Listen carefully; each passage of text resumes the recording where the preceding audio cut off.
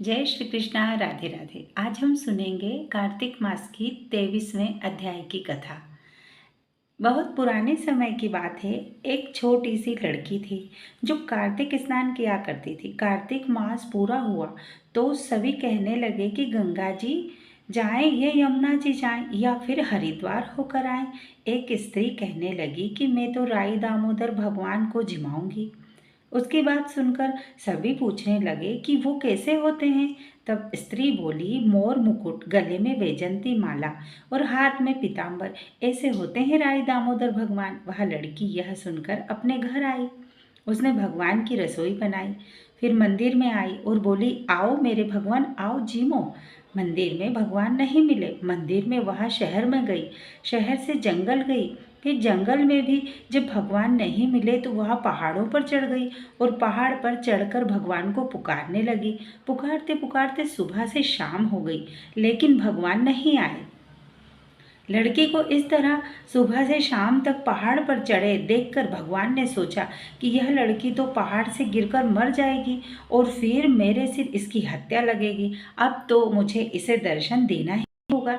यह सोचकर भगवान एक ब्राह्मण का रूप धर कर आए और उस लड़की से बोले, चल बेटा, मैं हूँ तेरा भगवान, तो मुझे जिमा दे। उन्हें देखकर लड़की कहने लगी, नहीं, तुम मेरे भगवान नहीं हो। तो ब्राह्मण ने पूछा कि फिर तेरे भगवान कैसे हैं, बता। तो वही लड़की बोली, मेरे भगवान तो मोर मुकुट वाले हैं, गले में वैजंती माला पहने हुए हैं और हाथों में बांसुरी और पीताम्बर पहने हुए हैं। ब्राह्मण बोले, अच्छा, ऐसे हैं तेरे भगवान? तो लड़की बोली, हाँ हाँ, ऐसे ही हैं मेरे भगवान।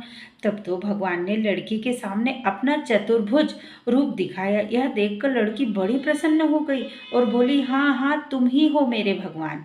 अब तो आगे आगे वह छोटी लड़की भाग रही थी और पीछे पीछे भगवान आ रहे थे। भागते भागते संग की सहेलियों से वह बोली कि देखो देखो, मेरे घर तो मेरे भगवान आ रहे हैं। तब उनमें से किसी एक ने कहा, देखो तो इसको भगवान कैसे हैं। जिसके भाग्य में भगवान के दर्शन लिखे थे उन्हें तो हो गए। राई दामोदर भगवान, जैसे आपने उस लड़की के दर्शन दिए वैसा ही हम सबको देना। सभी प्रेम से बोलिए, कार्तिक के ठाकुर राई दामोदर की जय। अब सुनिए राई दामोदर की दूसरी कहानी। एक बार की बात है, एक माँ और एक बेटी थी। बेटी का नाम राई था। वो बहुत सुंदर और सुशील लड़की थी। भगवान कृष्ण की तो वह पक्की भक्त थी। एक बार भगवान कृष्ण ने सोचा कि अगर यह मेरी पक्की भक्त है तो चलो चलकर उसकी परीक्षा लेनी चाहिए। और अपनी भक्त की परीक्षा लेने के लिए श्री कृष्ण भगवान डासरिया बेचने वाले बनकर आए और आवाज़ देने लगे। आवाज़ सुनकर राई अपनी माँ से कहने लगी, माँ, मुझे डासरिया चाहिए। तो माँ बोली, मेरे पास तो पैसे नहीं हैं, कहाँ से लाऊं? बाजरा पड़ा है तो वही ले जा। लड़की बाजरा लेकर भगवान के पास गई और भगवान ने जैसे ही बाजरे में फूंक मारी तो फुस उड़कर राई की आंखों में पड़ गई। अब तो राई जोर जोर से रोने लगी और भगवान वहां से तब तक अंतर्ध्यान ही हो गए। अब की बार भगवान एक वैद्य का रूप धर कर आए और वहाँ आवाज़ देने लगे। तब राई की माँ बाहर आई और बोली, वैद्य जी, मेरी बेटी की आंखों में फूंस गिर गया है, उसे निकाल दोगे क्या? तब भगवान, वैद्य बने हुए भगवान ने कहा, फूंस निकालूं तो उससे मेरा विवाह भी करवाना पड़ेगा, तभी मैं उसकी आंखों से फूंस निकालूंगा। राई की माँ तैयार हो गई, बेटी की सगाई कर दी। कार्तिक शुक्ल 11 का दिन विवाह भी निश्चित हो गया। अब विवाह तो तय कर दिया लेकिन माँ के पास धन तो था नहीं। सोचने लगी कि बेटी को क्या दूंगी और फिर वह सोने की दुकान पर जाकर बोली कि मेरी राई के लिए लौंग और बिछिया घड़ दो। सुनार बोला, मेरे पास समय नहीं है, मैं तो श्री कृष्ण भगवान के गहने घड़ रहा हूँ। हलवाई और बनिया तो जहाँ भी गई उसको यही जवाब मिला। यही जवाब मिला। माँ तो घर आ गई। सोचने लगी, अब क्या करूं? अब जब माँ घर आ गई तो घर आते ही उसने क्या चमत्कार देखा कि उसकी झोपड़ी तो महल में बदल गई है। आनंद ही आनंद हो गया। ठाठ से अब विवाह की तैयारियां होने लगी। कुछ ही समय में भगवान अपनी बारात धूमधाम से लेकर आए और माँ ने भी उसी ठाट बाट से राई का विवाह भगवान श्री कृष्ण के साथ करवा दिया। भगवान राई को लेकर द्वारका गए तो राई के महल में ही रहने लगे। दूसरी रानियां चिढ़ने लगी। सावन में राई पिहर गई। भगवान ने सोचा राई के तीन भेजूं तो 7 जरी के बेर और 5 सोने के गट्टे रखे। 2 हंसों को बुलाया और बोले, सीधे राई के पिहर जाना, कहीं बीच में मत रुक जाना। राधा रुक्मा को पता चला तो उन्होंने हंसों को अपने महल में बुलाकर कहा, थोड़े मोती चुग लो। हंस आ गए और मोती चुगने लगे। तब तक राधा रुक्मण ने सारा सामान निकाल लिया और उसकी जगह फटे पुराने कपड़े और 5 कांटे बांध दिए और वह पोटली हंसों को दे दी। हंस सामान लेकर राई के पास गया। राई तो देखकर खुशी से नाचने लगी, लेकिन जैसे ही उसने पोटली खोली 5 उंगलियों में 5 कांटे चुभ गए। राई बड़ी दुखी हुई। सावन समाप्त हुआ तो भगवान राई को लेने के लिए आए।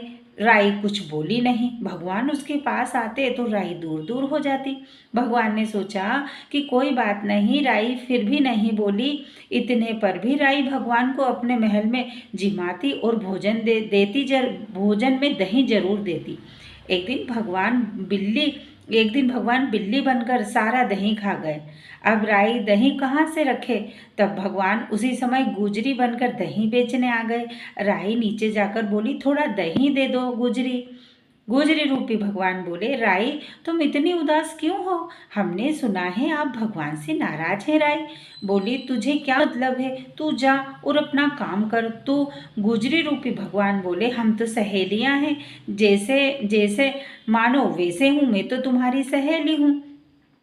तू मुझे अपने मन की सारी बात कह दे, मैं किसी से नहीं कहूँगी। राई ने यह बात सुनी तो सुनते ही अब की बार भगवान को बड़ा अचंबा हुआ और वे वास्तव राई बने रूपी भगवान बोले कि तू अपने मन की बात कह दे, मैं किसी से कुछ नहीं कहूँगा। राई ने सारी बात कह दी। सुनते ही अब की बार भगवान को बड़ा अचंबा हुआ और वे वास्तविक रूप में आ गए। बोले, यह कैसे हुआ? मैंने तो जरी के बेस और सोने के गट्टे भेजे थे। भगवान ने तब हंसों को बुलाकर पूछा, बताओ तो हंस, तुम कहीं रुके तो नहीं थे? हंस ने सारी बात बता दी। उन्होंने कहा, हम तो राधा रुक्मन के महल में मोती चुगने के लिए रुके थे और तो कहीं नहीं गए। तब भगवान ने अब राधा रुक्मन जी को बुलाया और पूछा, आपने ऐसा क्यों किया? तब वे बोली, आप हमारे महल में नहीं पधारे ना, इसीलिए हमने ऐसा किया। तब भगवान बोले, आप हमको प्रेम से बुलाती तो हम जरूर आते। तब भगवान बोले, मैं कार्तिक का महीना राई को दूंगा, 5 दिन पस्त द्वितीय राधा रुक्मण को और 11 सत्यभामा को दूंगा। तब भगवान ने इस प्रकार सबको मान दिया है।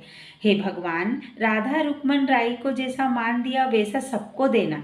इस कहानी को कहते, सुनते और हुंकार भरते सबको देना। सभी प्रेम से बोलिए, कार्तिक के राई दामोदर की जय, राधे कृष्ण की जय हो, तुलसी माता की जय, कार्तिक मास की जय। आइए अब हम सुनते हैं पौराणिक ग्रंथों में बुधवार के व्रत की कथा इस प्रकार कही गई है।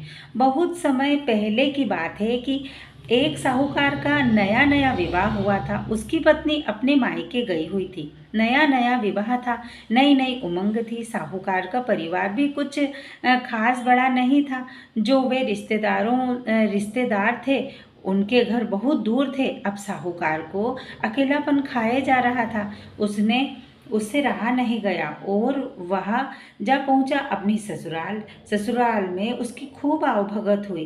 अगले ही दिन साहूकार ने कह दिया कि विदाई की तैयारी कर दीजिए, हमें निकलना है। अब संयोगवश वह दिन बुधवार का था। सास ससुर ने अपने दामाद को समझाते हुए कहा कि बेटा, आज बुधवार का दिन है, इस दिन बेटी की विदाई नहीं करनी चाहिए। बुधवार का मान रखना चाहिए। बेटी की विदाई तो क्या, किसी भी शुभ कार्य के लिए यात्रा पर जाना भी बुधवार के दिन अशुभ माना जाता है। लेकिन साहूकार नहीं माना और कहा, मैं इस बात को नहीं मानता। आप हमें जाने का आशीर्वाद दे दीजिए। अब अपने दामाद के आगे ससुराल वालों की एक न चली। उन्होंने कहा, एक न चली। वह मन मसोस कर तैयारी करनी पड़ी और तैयारी करने लगे। बेटी की विदाई कर दी गई। आगे चलते चलते रास्ते में साहूकार की पत्नी को जोर से प्यास लगी। साहूकार जैसे ही पानी लेने के लिए गए और जब पानी लेकर वापस लौटा तो देखकर हैरान रह गया। उसने देखा कि उसके ही हमशक्ल कोई व्यक्ति गाड़ी में पत्नी के बगल में बैठा हुआ है। उसने पत्नी को कहा, शक्ल के उसकी पत्नी ने कहा, एक शक्ल के दो दो व्यक्ति सामने देखकर वह परेशान हो गई। उसने कहा, ये कैसे हो सकता है? उसका पति कौन है? जैसे जैसे ही साहूकार ने पत्नी के पास बैठे व्यक्ति से पूछा कि वह कौन है, तो पलटकर उसने जवाब दिया कि भैया, मैं तो उस नगर का साहूकार हूँ और अपनी पत्नी को लेकर जा रहा हूँ। तुम बताओ, तुम कौन हो? और मेरी पत्नी पर तुम अपना अधिकार क्यों जमा रहे हो? ऐसी बहस करते करते दोनों में विवाद बढ़ गया। विवाद को देखते हुए राज्य के सिपाही वहां आ पहुंचे। साहूकार को पकड़ लिया गया। अब सिपाही भी चक्कर में पड़ गए कि दोनों की शक्ल सूरत एक समान है। उन्होंने साहूकार की पत्नी से ही पूछा कि बताओ, इसमें से तुम्हारे पति कौन है? अब बेचारी भला वह क्या जवाब देती। तब साहूकार ने हाथ जोड़ लिए और भगवान से विनती की, हे भगवान, यह आपकी क्या माया है? तभी आकाशवाणी हुई कि रे मूर्ख, याद कर, कुछ समय पहले तूने ही तो अपने ससुराल की आज्ञा न मानकर भगवान बुद्ध का अपमान किया और बुधवार के दिन तू अपनी पत्नी को लेकर चल पड़ा है, जबकि तुझे इस दिन नहीं जाना चाहिए था। यह स्वयं बुद्ध देव हैं जो तुम्हें सबक सिखाने के लिए तुम्हारे वेश में आए हैं। वह तब साहूकार ने सच्चे मन से क्षमा मांगी और भविष्य में कभी ऐसा न करने का वचन भी दिया और बुधवार को नियम पूर्वक व्रत पालन करने का संकल्प लिया। तब जाकर साहूकार के रूप में प्रकट हुए बुद्ध देवता अंतर्ध्यान हो गए और साहूकार अपनी पत्नी को लेकर घर जा सका। इस घटना के बाद साहूकार और उसकी पत्नी दोनों नियमित रूप से बुधवार का व्रत पालन करने लगे। मान्यता है कि जो भी व्यक्ति इस कथा को कहता है या सुनता है, पढ़ता है, उसे बुधवार के दिन यात्रा करने पर भी कोई दोष नहीं लगता और समस्त सुखों की प्राप्ति होती है। बुद्ध ग्रह की शांति और सर्व सुख की इच्छुक स्त्री पुरुष बुधवार के दिन इस व्रत को कर सकते हैं। ज्ञान, बुद्धि, कार्य, व्यापार आदि में उन्नति के लिए भी बुधवार का व्रत बहुत ही शुभ माना गया है। शुभ और फलदायी माना जाता है। आज के दिन बुद्ध देवता के साथ साथ भगवान गणेश जी की पूजा भी की जाती है।